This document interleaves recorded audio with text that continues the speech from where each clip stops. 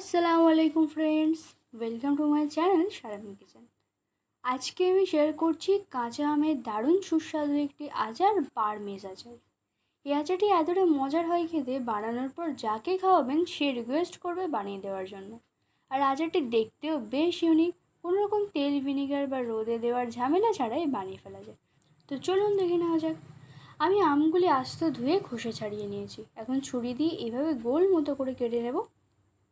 কাটতে হয়তো অসুবিধা হতে পারে, যেহেতু আমের আঁটি এখন অনেকটাই শক্ত হয়ে গেছে। তো খুব সাবধানে আস্তে আস্তে এইভাবে কেটে নিতে হবে। কেটে নিয়ে ভিতরের আঁটির অংশ বাদ দিয়ে নিতে হবে। খুব একটা পাতলা করে কাটার দরকার নেই, এরকম মোটা মতো করে কেটে নিলেই হবে।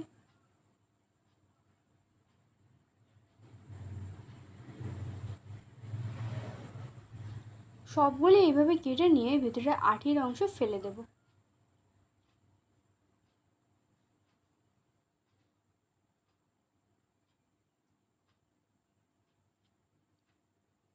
সবগুলো কেটে নেওয়া হয়ে গেছে। এখন যেই কড়াই আচার বানাবো সেই কড়াই আমগুলো নিয়ে নিচ্ছি। আমি 4টি আম নিয়েছি, সেই পরিমাণ বুঝে চিনি দিচ্ছি। আমের সাথে চিনিটা মিশিয়ে 1 ঘন্টা মতো রেখে দেবো। এখন একটি মশলা বানিয়ে নিচ্ছি। 1 চামচ ধনে, 1 চামচ 5 ফোড়ন, 1 চামচ মৌরি, 1 চামচ জিরে, এগুলি ড্রাই রোস্ট করে ব্লেন্ড করে নেব।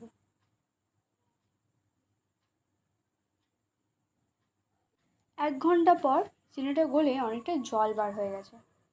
টক জিনিসে চিনি পড়লে এরকম চিনিগুলো জল হয়ে যায়।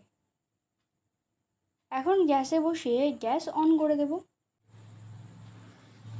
যখন আমটা ফুটে উঠবে একটু নেড়ে দিয়ে 1/4 চা-চামচ হলুদ গুঁড়ো, 1/4 চা-চামচ লঙ্কা গুঁড়ো দিয়ে দিচ্ছি। সামান্য হলুদ ও লঙ্কা গুঁড়ো দিলে কি কালার সুন্দর হয়, না চাইলে স্কিপ করতে পারেন। এখন একটু বিট লবণ দিয়ে দিচ্ছি।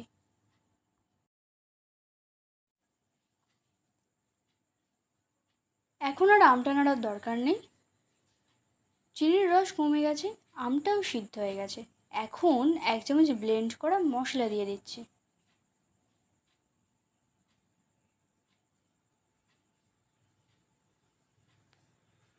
এই আচারটা কমপ্লিট হয়ে গেছে। চিনির রসটা একদম কমিয়ে ফেলবো, তাহলে এই আচারটা কখনো নষ্ট হবে না। কি সুন্দর লাগছে দেখুন, আচারটা কত লোভনীয় লাগছে না? সত্যি একদম জিভে জল আনে ইউনিক একটি আচার, দেখতেও যেমন আর খেতেও দারুণ। বানানো একদমই সহজ, কাঁচা আম ফুরিয়ে যাওয়ার আগে বানিয়ে ফেলেন অসাধারণ স্বাদের আচারটি। আজকের আমার এই রেসিপিটি কেমন লেগেছে কমেন্ট করে জানাবেন। ভিডিওটি ভালো লাগলে লাইক শেয়ার করে দেবেন। আর আমার চ্যানেলের নতুন সদস্য হয়ে থাকলে চ্যানেলটি সাবস্ক্রাইব করে পাশে থাকা অনুরোধ রইল। Thanks for watching.